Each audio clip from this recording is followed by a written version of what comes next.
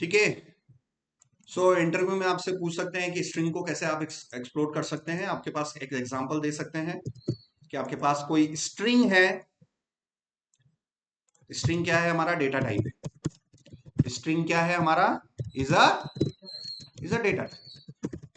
हर programming language में अलग अलग डेटा टाइप्स होते हैं, जिसमें अगर आपको कुछ कैरेक्टर्स स्टोर करने हैं, ये ABCDEFGHIJ, ये सारे क्या है? कैरेक्टर्स हैं।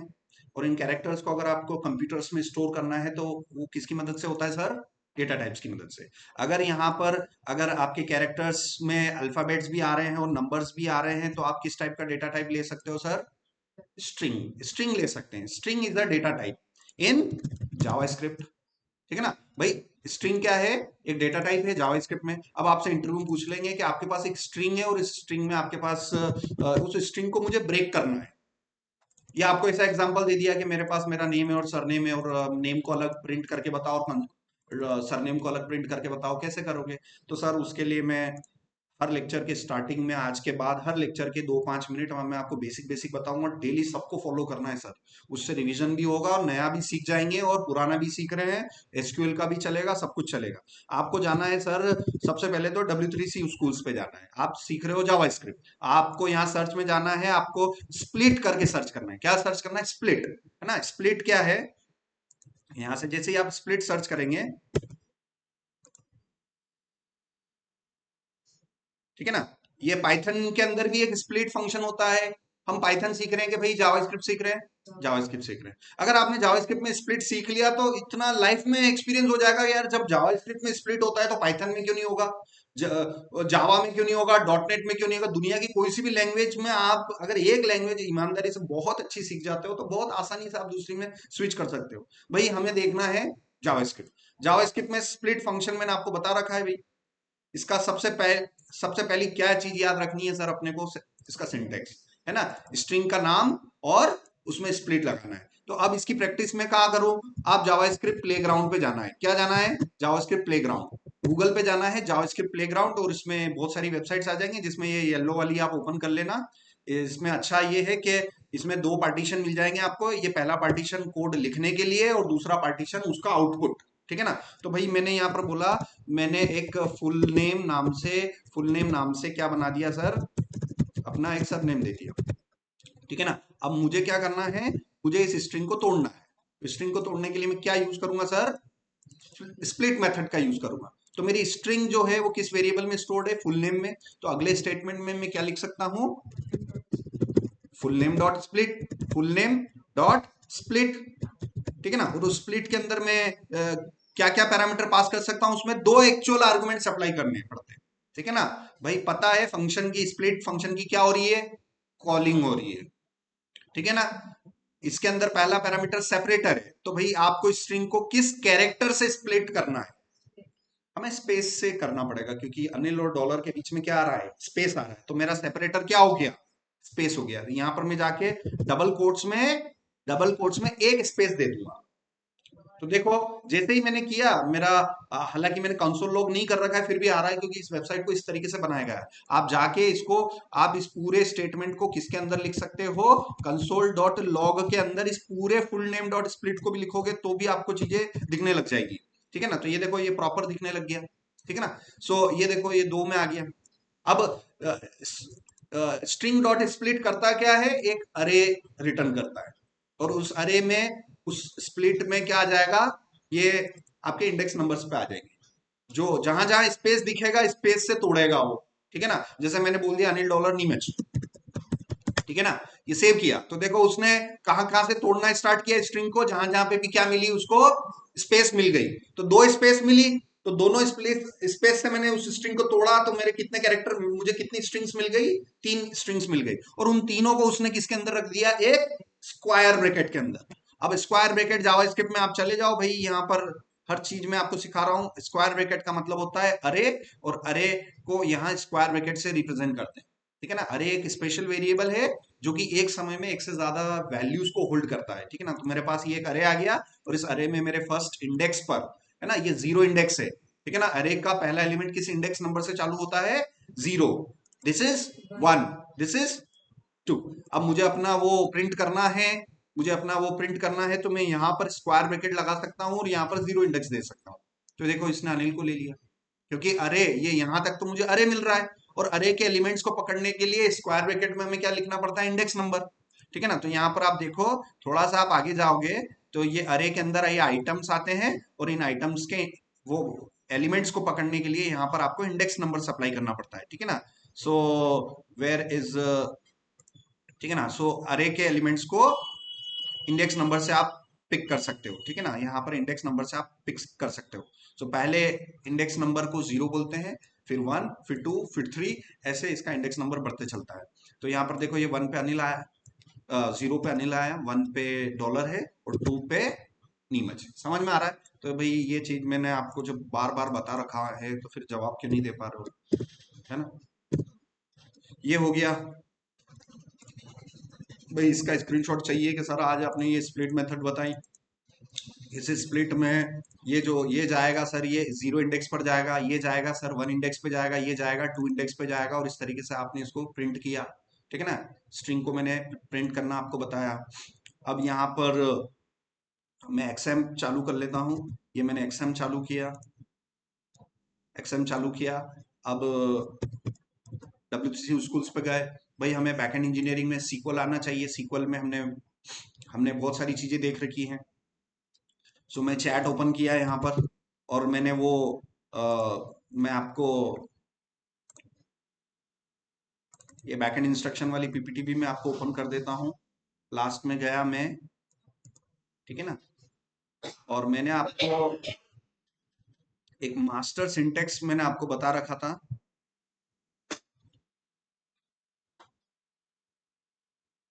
ठीक है ना सर, ये मास्टर सिंटेक्स का फॉर्मेट मैंने आपको बता रखा था।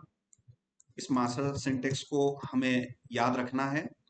ठीक है ना, इस मास्टर सिंटेक्स में आ जा रहा है डिस्टिंक्ट कीवर्ड। ठीक है ना, आज रिवीजन हम कर रहे हैं डिस्टिंक्ट। ठीक है ना, सो select distinct column name from table name. ठीक है ना, तो आज हम थोड़ा सा रिवीजन कर लेते हैं डिस्टिंक्ट का। डिस्टिंक्ट, डिस्टिंक्ट, ठीक है ना, डिस्टिंक्ट का मतलब होता है यूनिक।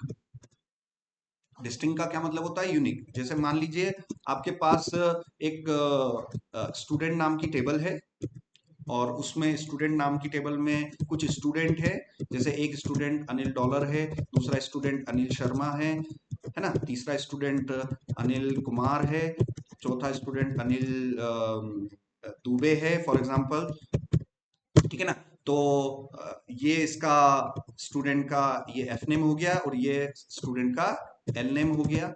अब आपसे क्वेश्चन में पूछा गया है कि ऐसे यूनिक नेम्स कौन कौन से हैं आपके उस स्टूडेंट टेबल में, यूनिक नेम्स कैसे पता करोगे आप, यूनिक नेम्स। ठीक है ना, तो यूनिक नेम्स में यूनिक कितने पीपल हैं, unique, unique in the sense Anil नाम से अगर मैं सर्च करूं तो मेरा एक ही रिकॉर्ड आएगा। ठीक है ना, सो यूनिक से आप कर सकते हैं। ठीक है ना, तो मैं आपको स्टेप बाय स्टेप बताता हूं। आप डाटाबेस ओपन कर लो, शेल ओपन कर लो, आपका शेल डाटाबेस से कनेक्ट होंगे हम। ठीक है ना, इसमें ये 3 कमांड लाइन आर्गुमेंट हम पास कर रहे हैं, किस कमांड को, माइस्क्ल कमांड को, है ना, कमांड इधर है और पैरामीटर ऐसे पास हो रहे हैं, है ना, कमांड एक है और उसमें हम डाटा डाल रहे हैं, पास कर रहे हैं। ठीक है ना, तो ये जो डैश यू, डैश रूट और डैश पी, ये तीनों क्या है, कमांड लाइन आर्ग्यूमेंट्स। मैं बार बार बोलता हूं, उसके बावजूद आप नहीं बोल पाओगे तो मेरा कोई दिक्कत नहीं है। ठीक है ना, सबसे पहली कमांड शो डेटाबेसेस, हम डेटाबेस देखेंगे, स्टेप बाय स्टेप बता रहा हूं। आज 12 जनवरी का डेटाबेस बना लेते हैं, चलो क्रिएट डेटाबेस। और हम एसक्यूएल के कितने टाइप्स होते हैं वो भी रिवीजन कर लेते हैं, फटाफट में रिवीजन करवा रहा हूं। SQL command types daily revision करवा रहा हूँ, ऐसा यूं नहीं है कि यार मैंने पढ़ा दिया तो मैं रिवीजन नहीं करवा रहा हूँ। भाई इसमें से कोई इमेज ले लेना जो आपको सही लगे, मैं हमेशा ये वाली यूज करता हूँ, इसमें ऑलमोस्ट सारी चीजें दे रखी है इन्होंने। ठीक है ना, अब यहाँ पर देखो एसक्यूएल कमांड टाइप्स में सबसे पहली कमांड होती है क्रिएट कमांड। क्रिएट कमांड है ना, डीडीएल की कैटेगरी में आती है, डेटा डेफिनेशन लैंग्वेज की कैटेगरी में आती है। सो मैं यहाँ पर क्रिएट कमांड मैंने यूज करी। क्रिएट से मैं डाटाबेस भी बना सकता हूँ, क्रिएट कमांड से मैं टेबल भी बना सकता हूँ। ठीक है ना, सो क्रिएट डाटाबेस, और आज है जनवरी 12_2026 नाम से मैं एक डाटाबेस बना रहा हूँ। सो मेरा क्वेरी ओके आ रहा है, इसका मतलब डेटाबेस बन गया। डेली रिवीजन करो, है ना। मेरा कमांड क्यों है भाई? मेरा कमांड इसलिए मैं डेली प्रैक्टिस करते रहा। आपको पढ़ाने में भी कोडिंग यूज कर रहा हूँ, मेरा कॉलेज ऑफिस का काम करता हूँ तो भी मेरे को कोडिंग यूज करना पड़ रहा है। कॉलेज में पढ़ाने जाता था तब भी कोडिंग पढ़ाता था। तो वो पूरे मेरे डेली लाइफ साइकिल में क्या हो रहा है, वो चीजें रिवीजन हो रही है। इसलिए मेरा एक्सपर्टीज हो जाता है कि कोई चीज बार बार वही चीज यूज कर रहे हैं, हम पढ़ा भी वही रहे हैं, प्रैक्टिकल भी वही कर रहे हैं, फॉरेन से जो काम आ रहा है वो भी मेरे को उसी लेवल का आ रहा है। तो वो चीजें, इंसान जब एक ही चीज में घिरा रहता है ना तो चीजों को कमांड हो जाता है। समझ में आ रहा है? तो कुल मिला के आप डेली अपने हैबिट में बना लो कि भाई चीजें रिवीजन करनी है, जितनी भी चीजें पढ़ाई गई हैं वो तो रिवीजन करना ही करनी है, और भी आगे से आगे पढ़ते चलना है अपने को। सो मैंने डाटाबेस बनाया। अब डाटाबेस बनाने के बाद क्या करना है? शो डेटाबेस कर लेते हैं। चलो शो डेटाबेसेस, ये डाटाबेस बन गए। इसमें से ये देखो, यहाँ पर जनवरी, ये 12 जनवरी वाला डेटाबेस बन गया है। अब इस डेटाबेस में मुझे टेबल बनाने के लिए क्या करना पड़ेगा? क्या करना पड़ेगा? हाँ, वेरी गुड, यूज करना पड़ेगा सर। आपने डाटाबेस बना दिया तो डाटाबेस के अंदर जाना पड़ेगा। आपने घर बनाया है तो घर में रहने के लिए बाहर से नहीं रह सकते हो, घर के अंदर जाके रहना पड़ेगा। समझ में आ रहा है? सो यहाँ पर आपने एक डाटाबेस बना दिया है, अब इस डेटाबेस के अंदर जाना पड़ेगा। We have to go inside the database then create the table. So बहुत अच्छी तरीके से आपने बताया कि first let's create the DB, second you can show the db, third go inside the db, then fourth create the table. ये sequence याद रख लेना भाई कि डाटाबेस बनाना है, देखना है, अंदर जाना है, फिर टेबल बनानी है। ये फ्लो दिमाग में बिठा लेना, या इसको 1000 बार प्रैक्टिस करोगे तो हो जाएगा अपना काम। ठीक है ना। सो यहाँ पर मैं इसमें गया यूज अंडरस्कोर जैन 12 अंडरस्कोर 2026 मैंने किया, और यहाँ पर मैं गया शो टेबल्स, यहाँ पर मैं करूँ तो डेटाबेस अभी अभी बना है तो टेबल होगी नहीं, तो यहाँ से मैं टेबल बना लेता हूँ। Create table students underscore TBL round bracket start, और आईडी इंटीजर, और पहला वाले कॉलम को आईडी, पहला वाला क्या पैरामीटर होता है? Column name, data type, constraint name and attributes. मैंने चार लास्ट क्लास में 4 फॉर्मेट बता दिए थे भाई, फिर से मैं रिवीजन करवा देता हूं। यहाँ पर क्रिएट टेबल, यहाँ पर टेबल नेम हो गया राउंड ब्रैकेट स्टार्ट। यहाँ पर सबसे पहली चीज सर क्या आती है? कॉलम का नाम आता है, फिर आपका क्या आता है सर? डेटा टाइप आता है, फिर आपका क्या आता है? कंस्ट्रेंट आता है, कंस्ट्रेंट आता है, फिर एट्रीब्यूट्स आते हैं। एट्रीब्यूट हो भी सकते हैं, नहीं भी हो सकते हैं, इसलिए जो मैंडेट, जो ऑप्शनल चीजें होती हैं उसको हमेशा मैं स्क्वायर ब्रैकेट में लिखूंगा। तो कंस्ट्रेंट क्या है? ऑप्शनल है, आ भी सकता है, नहीं भी आ सकता है। एट्रीब्यूट ऑप्शनल है, आ भी सकता है, नहीं भी आ सकता है। मगर कॉलम नेम और डेटा टाइप को मैं स्क्वायर ब्रैकेट में नहीं लिख रहा हूं, इसका मतलब ये क्या है? मैंडेटरी। मैंडेटरी। डाटा टाइप क्या है सर? मैंडेटरी। कंस्टेंट क्या है सर? ऑप्शनल है, लिखो तो भी चल जाएगा, नहीं लिखो तो भी चल जाएगा। एट्रीब्यूट क्या है सर? ऑप्शनल। सीधी सी बात है, सिंटेक्स में अगर कोई भी चीज स्क्वायर ब्रैकेट में मिल जाए तो वो क्या हो गई? ऑप्शनल। और जिसको स्क्वायर ब्रैकेट में नहीं लिख रखा है वो हमारा है बेसिकली। सो इसको देख देख के ये रहा हमारा क्या सर? सिंटेक्स। अब मैं इसी को देख देख के क्या बनाने जा रहा हूं? एग्जाम्पल, है ना, एग्जाम्पल। सो एग्जाम्पल क्या हो गया? क्रिएट टेबल, और टेबल का नाम क्या हो गया sir? Students underscore TBL round bracket start. ठीक है, राउंड ब्रैकेट स्टार्ट। अब पहली चीज क्या आती है सर? Column name. अब कॉलम नेम को मैं कुछ भी नाम दे सकता हूं, क्या मैं स्टूड अंडरस्कोर आईडी दे सकता हूं? क्या जरूरी है क्या कि भाई आईडी ही लेना है? क्या कॉलम का नेम कुछ भी दे सकते हैं कि नहीं दे सकते? बिल्कुल दे सकते हो। हमेशा से हम आईडी लेके चल रहे थे, आज हम अपनी आईडी को कुछ यूनिक दे के देखते हैं। स्टूड आईडी कर दिया है। स्टूड आईडी मतलब स्टूडेंट आईडी। ठीक है ना। अगला पैरामीटर क्या है? Data type. सो यहाँ डेटा टाइप मैंने ले लिया इंटीजर, और इंटीजर भी किस टाइप का? अनसाइंड वाला ले लिया। ठीक है ना। Integer unsigned. कोई अनसाइंड का मतलब बता सकता है? माइनस में नहीं जा सकता है। ठीक है ना। इंटीजर का मतलब ये हो गया कि बेसिकली आप जो वैल्यूज है वो 0 से पॉजिटिव ही लोगे। 0 के बाद 1 ही आएगा, 1 के बाद 2 आएगा। आप 0 से -1 नहीं जा सकते हैं, तो इसलिए अनसाइंड, SEG अनसाइंड। ठीक है ना। उसके बाद यहां पर हम कंस्टेंट लगाएंगे, कौन सा? प्राइमरी की एंड ऑटो अंडरस्कोर इंक्रीमेंट, ठीक है ना। सो प्राइमरी की यहां पर क्या है, कंस्ट्रेंट है।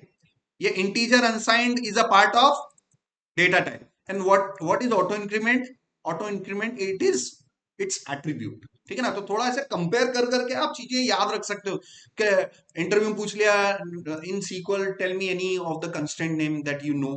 Sir primary key is a constraint, क्योंकि आपको वो पैटर्न पता है कि यार प्राइमरी की क्या है, हमारा कंस्ट्रेंट है ना। सो ये कंस्ट्रेंट हो गया। सो ये हो गया हमारा, ठीक है ना। सो यहाँ पर stood underscore ID integer unsigned primary की ऑटो अंडरस्कोर इंक्रीमेंट, ठीक है ना। ये स्टूडेंट आईडी हो गया, नेम हो गया।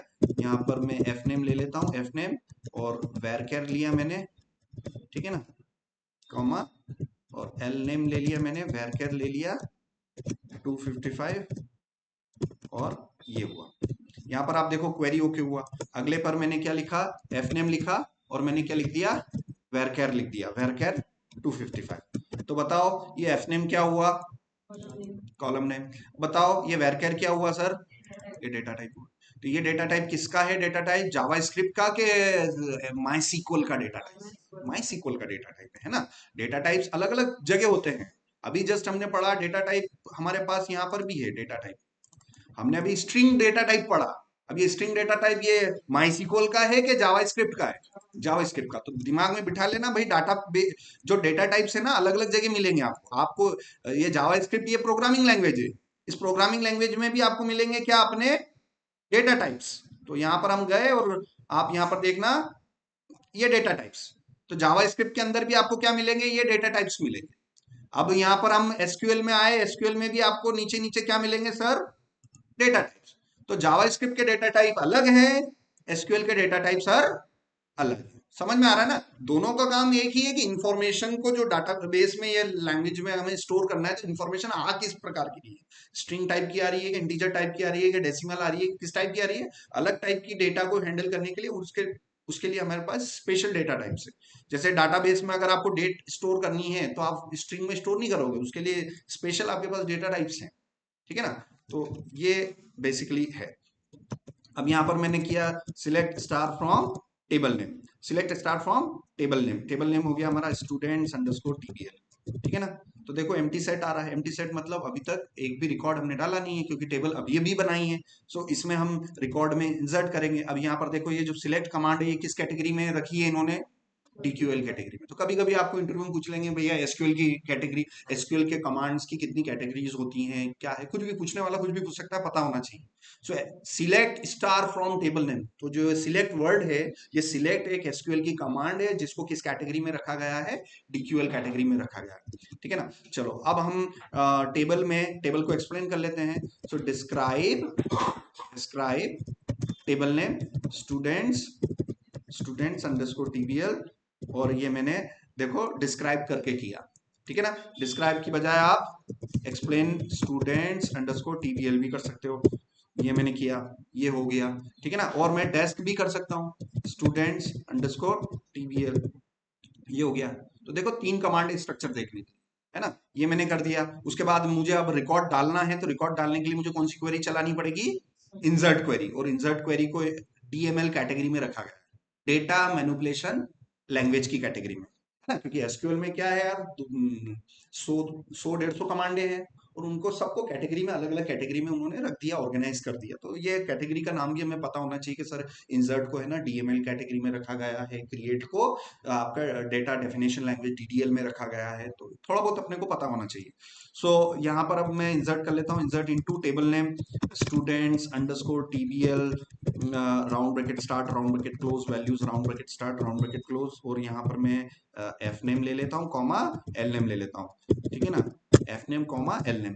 बताओ मैं स्टूडेंट आईडी क्यों नहीं ले रहा हूँ यहाँ पर, क्योंकि, हाँ वेरी गुड, क्योंकि उसमें ऑटो इंक्रीमेंट लिखा हुआ, उसकी वैल्यू भरने के लिए, उसकी वैल्यू को स्टोर करने के लिए आपको यहाँ अलग से इंसर्ट इनटू में देने की जरूरत ही नहीं है, क्योंकि आपने उस आईडी वाले कॉलम को एक एक्स्ट्रा एट्रीब्यूट लगा रखा है जिसे हम बोलते हैं ऑटो इंक्रीमेंट। तो उसकी जो वैल्यू है वो ऑटोमेटिकली 1 से स्टार्ट होगी, 2 पर जाएगी, 3 पे जाएगी, 4 5 6 7 एंड लाइफ में बढ़ती चलेगी, है ना। जितना डाटा डालोगे उतना वैल्यू उसकी बढ़ती चलेगी, ठीक है ना। सो ये दो यहाँ पर मैं कर लूँ। अब यहाँ पर मैंने कुछ वैल्यूज स्टोर करनी है, जैसे मैंने यहाँ पर जो भी आप करें पहले आप प्लान कर लीजिए कि करना क्या है। तो मैंने यहाँ पर देखा कि मुझे 3-4 लोगों के नाम स्टोर करने हैं जिनके नाम तो सेम है बट सरनेम अलग अलग है। और हमें आज क्या देखना है, डिस्टिंक्ट वर्ड का देखना है। डिस्टिंक्ट मतलब यूनिक, है ना। सो यूनिक से रिलेटेड हमें कुछ चीजें देखनी है। सो इंसर्ट इनटू ये किया मैंने, और पर्टिकुलर ये हुआ।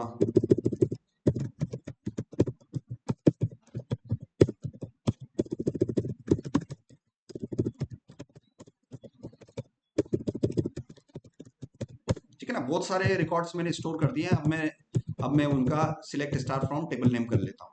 तो देखो हमारे पास डाटाबेस में बहुत सारे ये आ गए हैं। उसी तरीके से मैं यहाँ पर इंसर्ट कर लेता हूँ। ठीक है ना।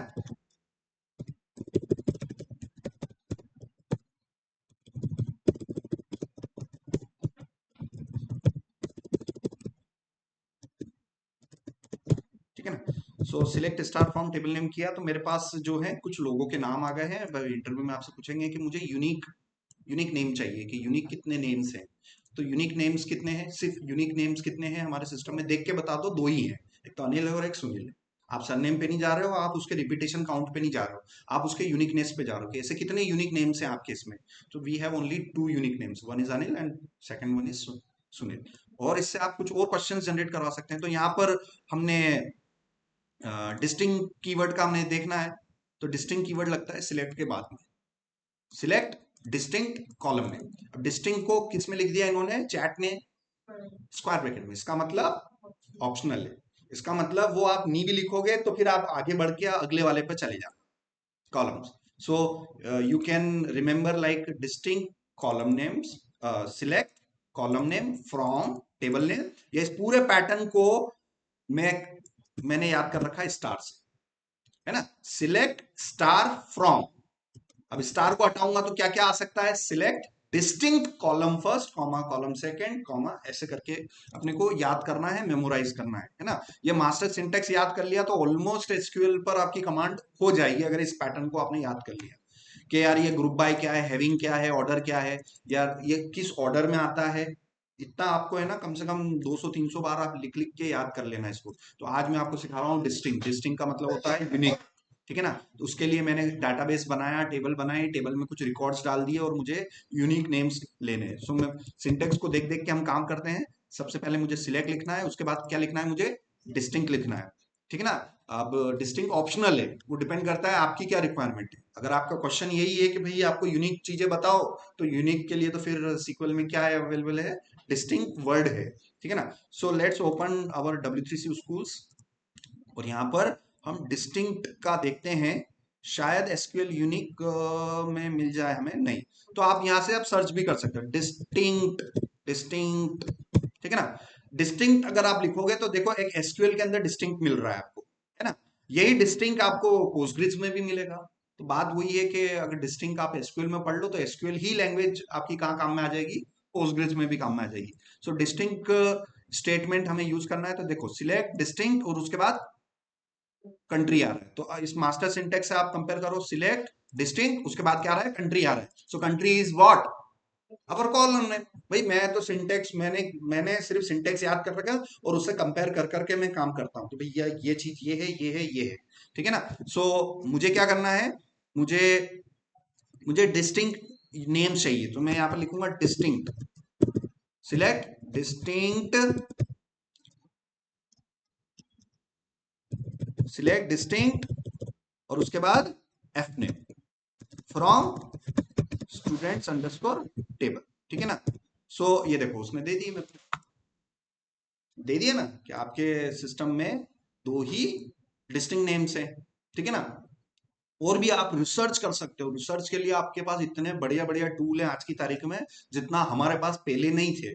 सिर्फ आपको करना है कि बैठे रहो लैपटॉप पे, 6-6 7-7 घंटे बैठे रहो और रिसर्च करो। रिसर्च कैसे कर सकते हैं भाई, ये मेरा सैंपल डेटा है, ये मेरे पास ये है, चैट को बता दो कि भाई मेरे पास ये टेबल है, ये डाटा है, और मुझे डिस्टिंक्ट कीवर्ड के बारे में समझाओ, सिखाओ।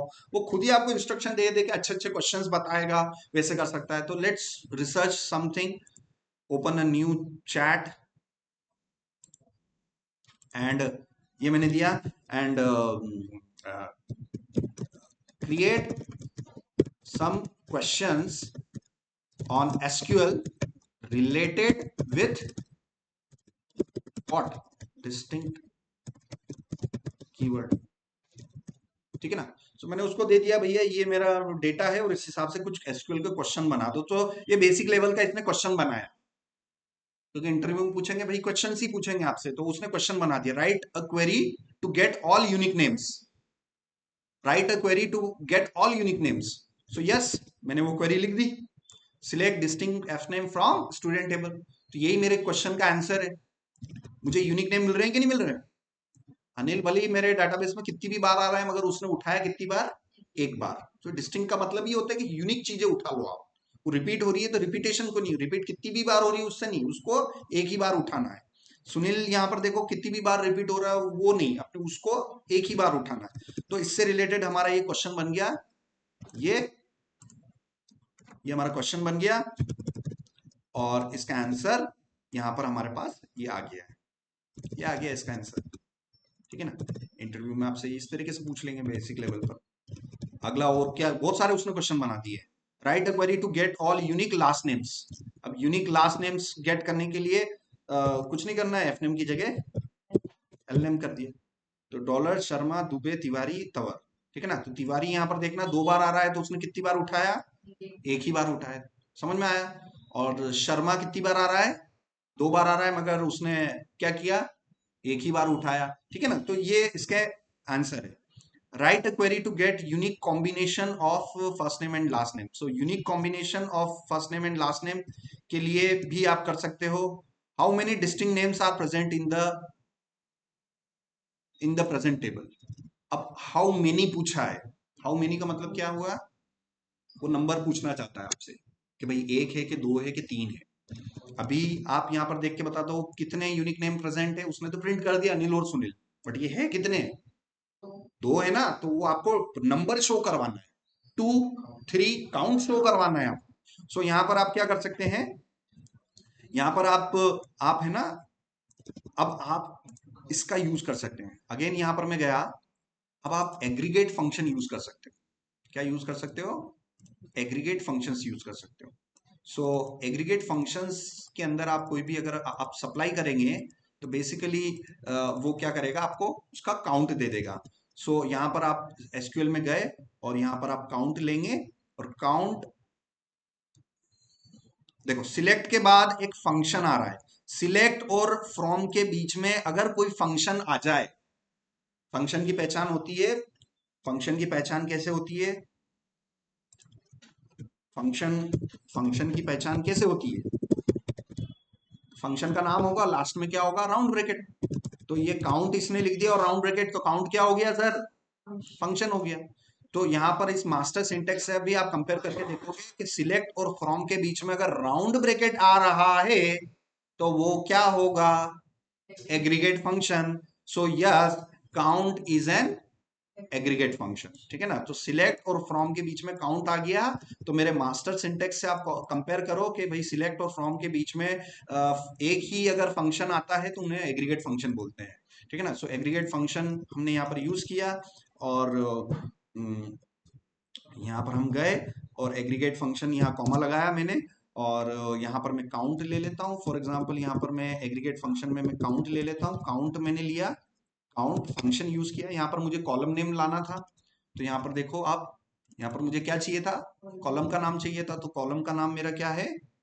एफ नेम है। सो मैंने काउंट एफ नेम किया तो इसने 7 बता दिए, बट मुझे यूनिक चाहिए। तो उसके लिए आप डिस्टिंक्ट लगा सकते हो यहाँ पर। इससे पहले डिस्टिंक्ट डिस्टिंक्ट आप लगा सकते हो। डिस्टिंक्ट अगर मैंने यहाँ लगाया, इस एफ नेम से पहले मैं डिस्टिंक्ट डिस्टिंक्ट ठीक है। सो यहाँ डिस्टिंक्ट हम लगा सकते हैं। सो यहां से हम इसका आंसर देखते हैं।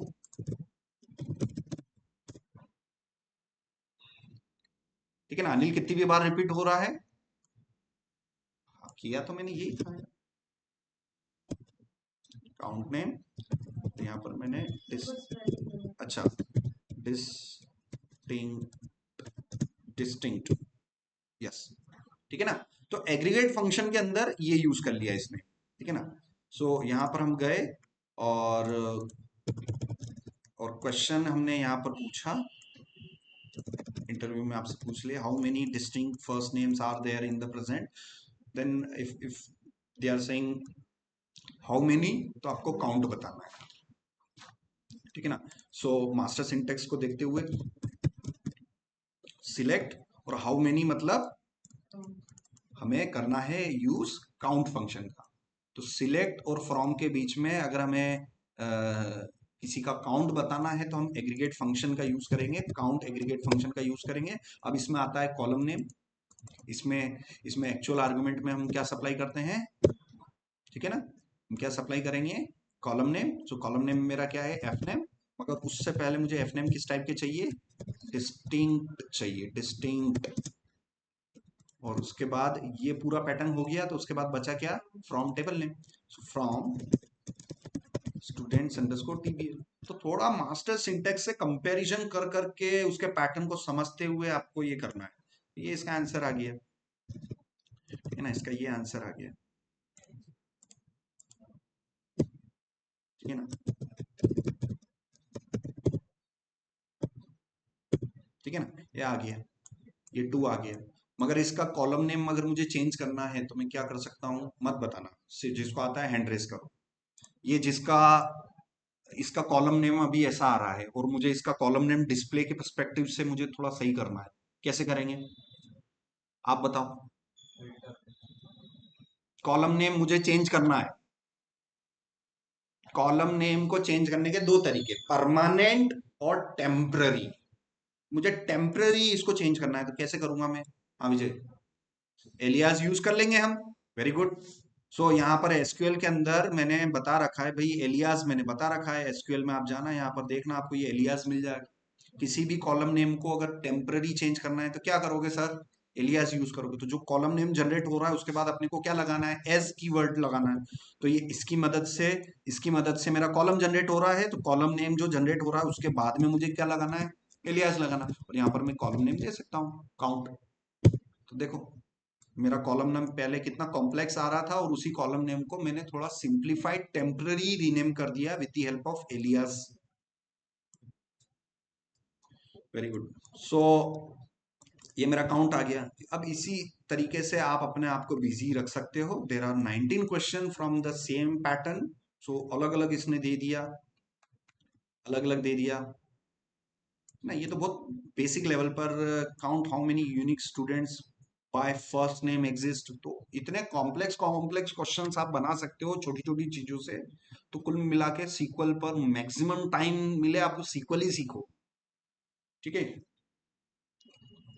चलो ये हो गया एसक्यूएल का रिवीजन, जावास्क्रिप्ट का रिवीजन।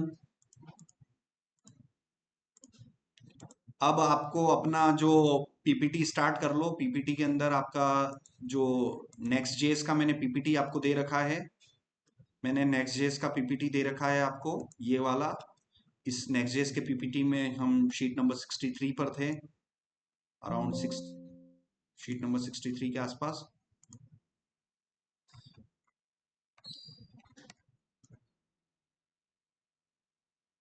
ठीक है। सो हमने ये देखा था। अब मैं अपनी एप्लीकेशन को स्टार्ट कर लेता हूँ। ये वीएस कोड एडिटर, यहाँ पे मैं npm रन डेव मैंने किया।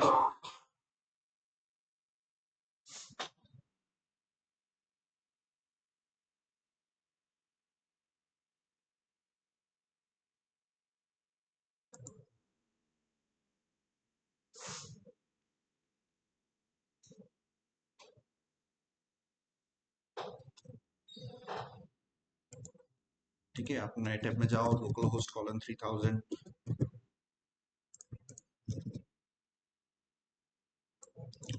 आप जस्ट डायल आप ओपन कर लो भाई, देख देख के आपको पेजेस बनाने हैं, यूआरएल बनाने हैं, ठीक है ना। मैंने आपको प्रीवियस क्लास में बोला था कि ये जितने भी पेजेस हैं, ये पर्टिकुलर जितने भी पेजेस हैं उनके आप बेसिक राउट्स आप बनाना, यहाँ से हम W3C Next.js में ओपन किया, गेट स्टार्टेड पर गए, डॉक्स पर गए, और डॉक्स में हमें ऐप राउटर वाला फॉलो करना है, और हम थे यहाँ पर लेआउट्स एंड पेजेस पर, ठीक है ना। सो यहाँ पर आपको ये देखना है कि layout.js जो है उसके अंदर ये पेजेस इंपोर्ट होते हैं, है ना। इस डायग्राम को थोड़ा सा मैं इस तरीके से कर दूं तो ये ज्यादा बेटर है, ठीक है ना। ये एरो लेआउट की तरफ, तो जितने भी पेजेस आप बनाओगे वो सारे पेजेस जाके किसके अंदर इंजेक्ट होंगे, लेआउट के अंदर। अब मैं MS पेंट के अंदर एक छोटी सी ड्राइंग बता देता हूं जिसको आप कभी भूलना मत। सो एक ये मैं बना देता हूं, ठीक है ना। तो बाहर वाली चीज क्या हो गई हमारे लिए, ये लेआउट होगा। So this will be my layout, और मैं इसकी फॉन्ट साइज बढ़ा देता हूँ, ठीक है ना। तो बाहर वाली चीज मेरे लिए क्या हो गई सर, लेआउट हो गई। और इसके अंदर जो लोड होगा वो हमारे लिए क्या होगा सर, वो पेज होगा। सो दिस अंदर वाली चीज जो है, अंदर वाली जो चीज है वो हमारे लिए होगा नेक्स्ट का कोई ना कोई पेज।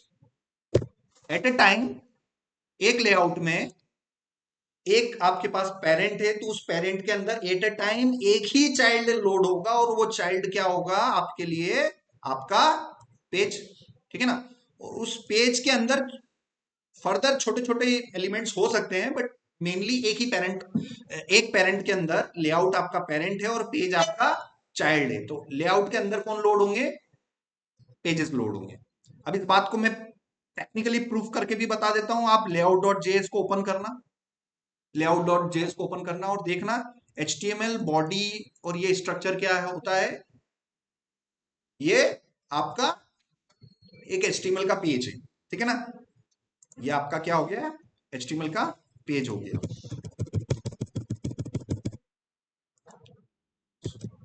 सो Next.js जो है, Next.js कंटेन्स React.js, है ना। Next.js के अंदर क्या है, React.js बिल्ट इन है। सो जितना भी आप फ्रंट एंड बनाओगे इज कंट्रोल्ड और क्रिएटेड बाय React, ठीक है ना। तो जितना भी आप UI में आप बनाओगे, जितना भी आप फ्रंट एंड बनाओगे, UI बनाओगे, यूजर इंटरफेस बनाओगे, उसमें पूरा के पूरा सारा कंट्रोलिंग कौन कर रहा है, React कर रहा है। और React is a spa application. React किस टाइप की एप्लीकेशन है, स्पा। इसका मतलब ये जितने भी आप बना रहे हो, page.js बनाया आपने, ये this is basically your single page application, ठीक है ना। तो एसपीए स्पा का क्या मतलब हो गया, single page application, single page application, ठीक है ना। तो यहां पर हम चले जस्ट डायल पर, ये जो भी वेबसाइट आपको दिखाई दे रही है, भले इसके पेजेस बहुत सारे हैं, इसके पेजेस देखो आप, अलग अलग पेजेस पे जाओ, आपको बहुत सारे अलग अलग राउट्स मिल जाएंगे, आपको अलग अलग पेजेस मिल जाएंगे, मगर इसका जो एक पेरेंट पेज है वो एक सिंगल एप्लीकेशन है, वो एक सिंगल पेज है, और वो सिंगल पेज आपका लेआउट ही है। layout.js जो है ना, वही आपका सिंगल पेज है, ठीक है ना। इस डायग्राम पर आ जाते हैं। तो आपका आपके पास पेजेस भले ही बहुत सारे हो, मगर वो सारे पेजेस जाके किधर लोड हो रहे हैं, वो लेआउट के अंदर। तो आपको आपके जो पेज रेंडर हो रहे हैं ना, वो जा जाके कहां लोड हो रहे हैं, लेआउट के अंदर। तो टेक्निकली देखा जाए तो आपकी वेबसाइट एक सिंगल पेज वेबसाइट है, जिसके अंदर डायनेमिकली रन टाइम पे अलग अलग पेजेस आके क्या हो रहे हैं, लोड हो रहे हैं, ठीक है ना। सो लेआउट डॉट जेएस जो है वो आपका किस तरीके से, वो इसको इस तरीके से बनाया गया है कि वो एक सिंगल पेज एप्लीकेशन, ठीक है ना। तो सिंगल पेज एप्लीकेशन में लेआउट डॉट जेएस हमारा हेल्प कर रहा है। और लेआउट डॉट जेएस को ओपन करके देखो, आपको खुद समझ में आ जाएगा। ये रहा HTML, ये रहा बॉडी, बॉडी पूरा खाली पड़ा हुआ है, और बॉडी के अंदर चिल्ड्रंस नाम का एक एक वेरिएबल ले रखा है। इसका मतलब यही है कि चिल्ड्रंस कौन होंगे, पेजेस, और वो पेजेस आ के किधर लोड होंगे, इस चिल्ड्रन वाले एरिया पर। समझ में आया, मेरे पास 10 पेजेस हैं, तो मेरे पास लेआउट एक ही होगा, और उस लेआउट में जा जाके क्या होंगे, पेजेस लोड होंगे। सो Next.js create single page application, true or false, true, because Next.js contain React, and React is a single page application. So its single page architecture is controlled by layout dot JS, ठीक है ना। तो ये चीज मेरे को आपको बतानी थी, ये डायग्राम आप याद रखना कि लेआउट के अंदर पेजेस होते हैं, पेजेस के अंदर लेआउट नहीं होंगे, ठीक है ना। तो ये थोड़ा सा आप ध्यान रखना। सो यहाँ पर हम आए ये लेआउट्स एंड पेजेस में, layout is a UI that shared between multiple pages. अब लेआउट क्या है? लेआउट एक यूजर इंटरफेस है जो एक से ज्यादा पेजेस के बीच में शेयर हो रहा है। फॉर एग्जाम्पल, आप ऊपर ऊपर वाला एरिया को क्या बोलेंगे? ये जो एरिया है, इस एरिया को क्या बोलेंगे? वेबसाइट का हेडर। अरे भाई, ऊपर ही ऊपर वाली चीज वेबसाइट बनाने जा रहे हो, ऊपर ही ऊपर के एरिया को क्या बोलते हैं? वेबसाइट का हेडर। भाई ये बेसिक बेसिक वेब लेआउट करके गूगल पे लिखना, क्या लिखोगे? बेसिक वेब लेआउट करके गूगल पे आप लिखना, इस डायग्राम को देखना भाई, इस डायग्राम को देखना। वेबसाइट में कुछ बेसिक पार्ट होते हैं, ऊपर वाला पार्ट को वेबसाइट का क्या बोलते हैं सर? नीचे नीचे वाला पार्ट को वेबसाइट का क्या बोलते हैं सर? फुटर। भाई ये फ्लिपकार्ट चलाते हो, रात दिन मीशो चलाते हो, भाई ये फ्लिपकार्ट का ये ऊपर वाला पार्ट क्या कहलाएगा सर? ये पार्ट क्या कहलाएगा सर? ये वेबसाइट में नीचे नीचे चले जाओ सर, ये पार्ट क्या कहलाएगा सर? है कि नहीं? ये अमेजोन पे चले जाओ, अमेजोन से परचेसिंग करते होंगे आप लोग शायद, ये ऊपर ही ऊपर वाला पार्ट क्या कहलाएगा? ये नीचे नीचे वाला पार्ट क्या कहलाएगा? समझ में आ रहा है कि नहीं आ रहा है? तो वेबसाइट के अंदर ऊपर वाला पार्ट क्या होगा, नीचे वाला पार्ट क्या होगा? फुटर।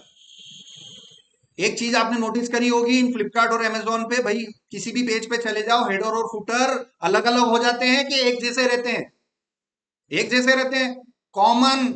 आप इस पे चले जाओ, ये फर्स्ट flipkart.com पे आप जाओ, ये आप गए फ्लिपकार्ट का, इसका लेआउट देखो, और मैं किसी भी दूसरे पेज पे अगर जंप कर जाता हूं, तो क्या भाई, चलो इसमें तो चेंज हो गया, मगर बहुत सारे पेजेस ऐसे होते हैं जिसमें लेआउट चेंज, इस वाले में देख लो, है ना, इसमें लेआउट चेंज हो गया, ठीक है ना। तो ये कॉन्सेप्ट भी आप उसमें अचीव कर सकते हो। मैं इसमें अमेजोन में बता देता हूँ, अमेजोन का ये ऊपर वाला एरिया आप केयरफुली देखो। अगर मैं किसी भी एक लिंक पर क्लिक करता हूं, तो क्या मेरा हेडर चेंज हो गया? क्या नहीं हो गया? तो मेरा हेडर कॉमन है।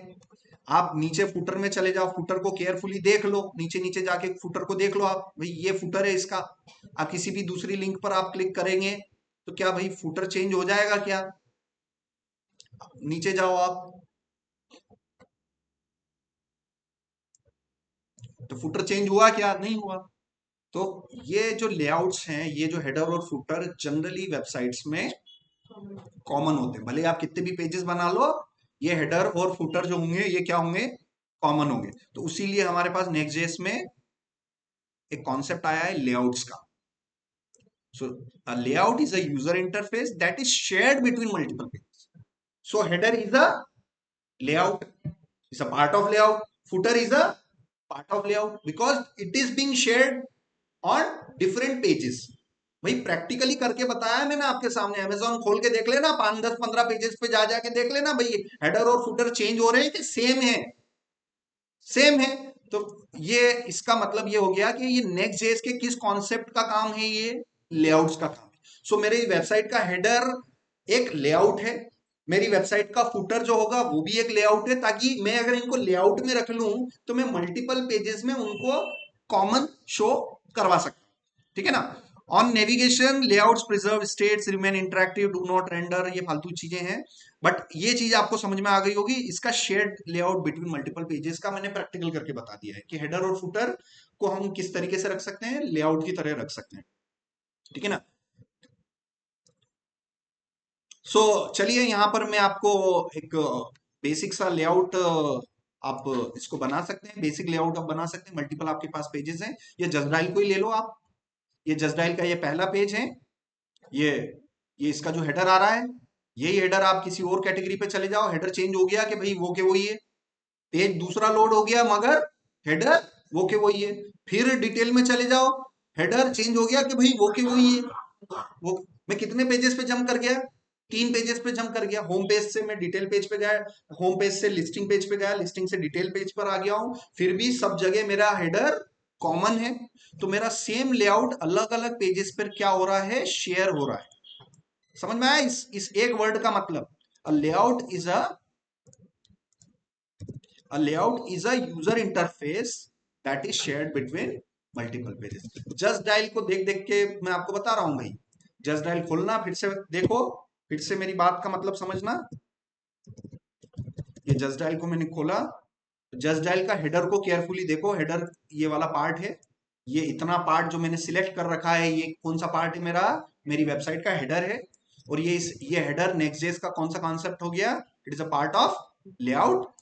ठीक है, अब आप देखना उस पेज को छोड़ के किसी भी दूसरी लिंक पर अगर आप क्लिक करोगे और इस हेडर को ऑब्जर्व करना, कुछ भी चेंज होता है क्या? ठीक है, ऑलमोस्ट मेरा हेडर, हाँ एक आध चीजें थोड़ी बहुत चेंज हो गई, बट मोस्ट ऑफ द चीजें सेम है। अब मैं किसी भी उस पे जाऊं, मेरा हेडर चेंज हुआ क्या? नहीं हुआ, कॉमन है। सो यस, मैं अब लेआउट्स आपको बना के बताऊंगा। ठीक है ना, तो आप चले जाओ यहाँ पर। ठीक है, सो आप अपने एसआरसी में चले जाओ, ऐप के अंदर चले जाओ, और अब आपको क्या बनाना है, हेडर बनाना है। तो हेडर के लिए आप यहाँ पर एक फोल्डर बना लो।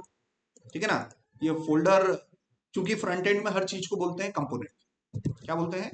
Component, components. ठीक है ना, सो फ्रंट एंड में आपसे पूछेंगे, अगर आपका फ्रंट एंड का इंटरव्यू हो रहा है, आपका फ्रंट एंड का, so what is a component? What is a component? Component is a basic component. Component क्या है? Component is a basic building block, is a basic building block of user interface. ठीक है ना, component क्या है? किसी भी यूजर इंटरफेस को बनाने का बेसिक बिल्डिंग ब्लॉक है। और रिएक्ट के अंदर there are two types of component in React. कौन कौन से भाई? एक आरएफसी है और दूसरा आरसीसी है। React functional component. ठीक है ना, तो मुझे कंपोनेंट बनाया, कंपोनेंट्स के अंदर मैं क्या बना सकता हूँ, एक फोल्डर में बना सकता हूँ, लेआउट्स नाम से एक फोल्डर बना सकता हूँ। लेआउट्स, लेआउट्स नाम से फोल्डर बना लिया, और इस लेआउट्स के अंदर मैं यहाँ पर अलग अलग पेजेस बना सकता हूँ। सो सबसे पहले मैं शुरुआत इससे करूंगा। सो यहाँ पर इस लेआउट के अंदर हम जो है अलग अलग वो बना सकते हैं। सो मैं अपना पूरा के पूरा पार्ट यहाँ पर वो कर सकता हूँ, पूरा पेज यहाँ पर हम डिजाइन कर सकते हैं। सो सबसे पहले शुरुआत हम किससे करेंगे? अपने एम्प्टी टैग से। यहाँ पर आप अपना हेडर ले लो, फॉर एग्जांपल यहाँ पर मैंने हेडर लिया। यहाँ पर हम क्या ले लेंगे? अपना मेन एरिया ले लेंगे। यहाँ पर हम क्या ले लेंगे? अपना फुटर एरिया ले लेंगे। ठीक है ना, तो आपको असाइनमेंट में क्या करना है, ये वाला लेआउट बनाना है, ये ग्रीन वाला। ठीक है ना, ये ग्रीन वाला लेआउट जो है ये आपको बनाना है। यहाँ पर मैं आपको मेंशन कर देता हूँ, यहाँ पर आपको कहीं ना कहीं इस इमेज के अंदर मैं आपको असाइनमेंट के रूप में दे देता हूँ, टाइप्स ऑफ कंपोनेंट।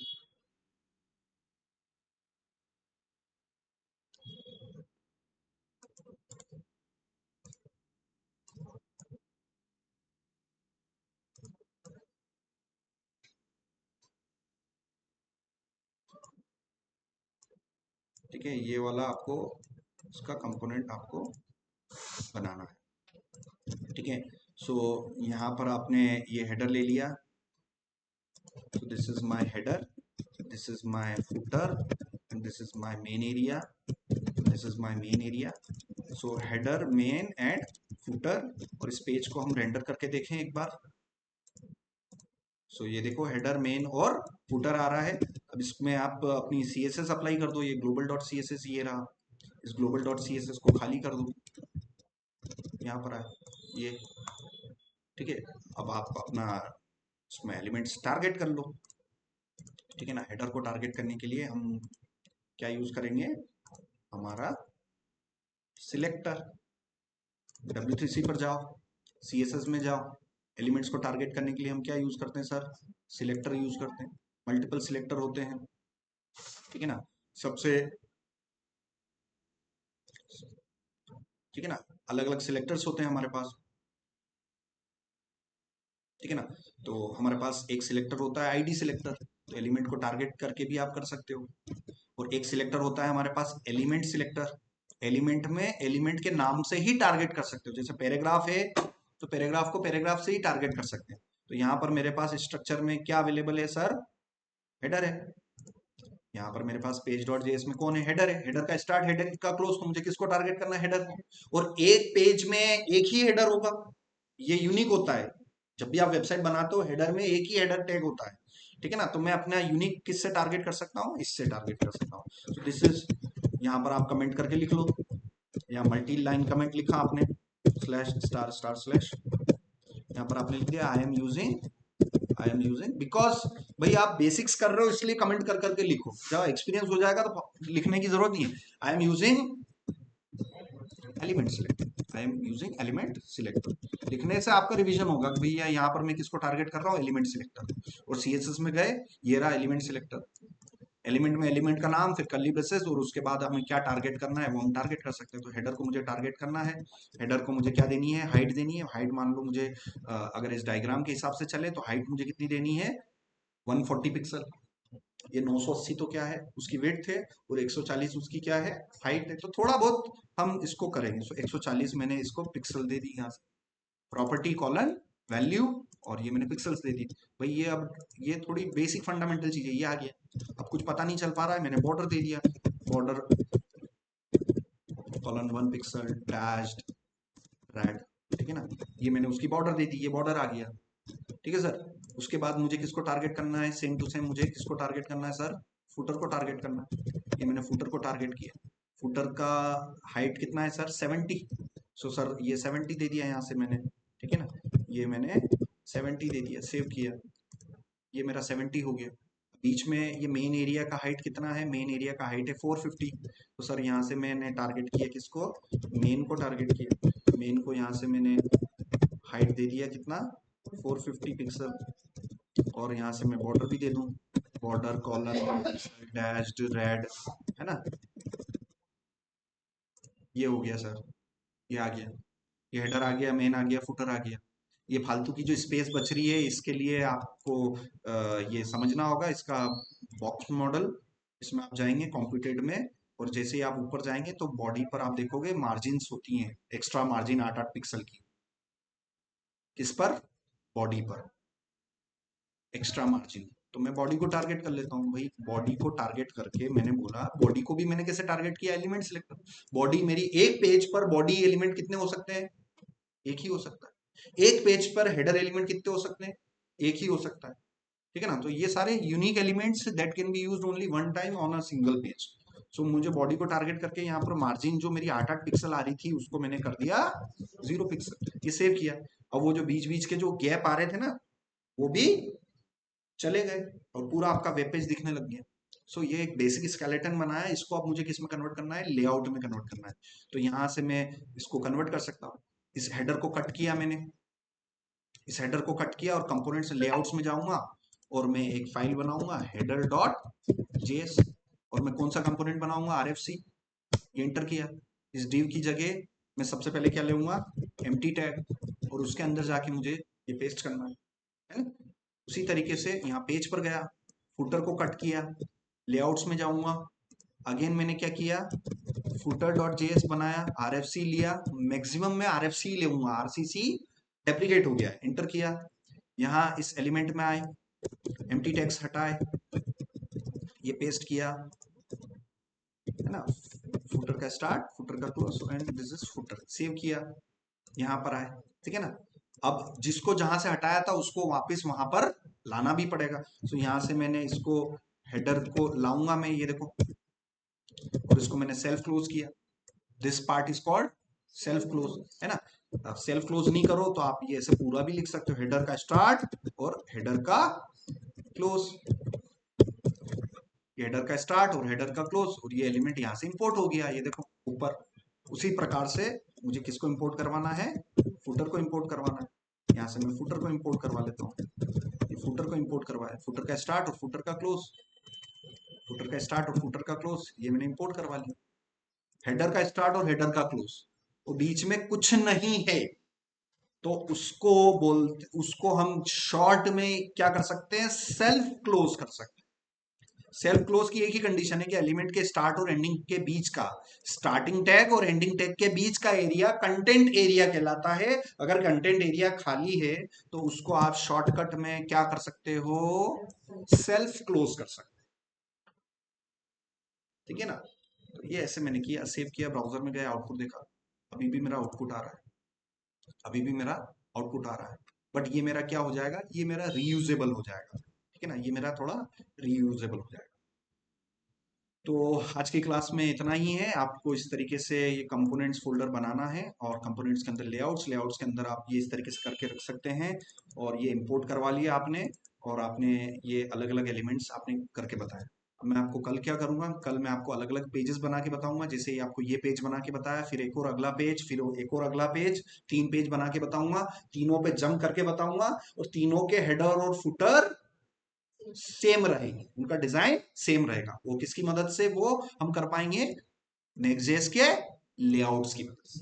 तो लेआउट्स का कहाँ यूज करते हैं हम, रीयूजेबल कंपोनेंट्स में। रीयूजेबल मतलब हेडर, अगर हमारे किसी वेबसाइट में अगर हमारे पास हेडर है और हेडर कॉमन है, तो हम उसको किस में ले सकते हैं, फिर लेआउट्स में ले सकते हैं।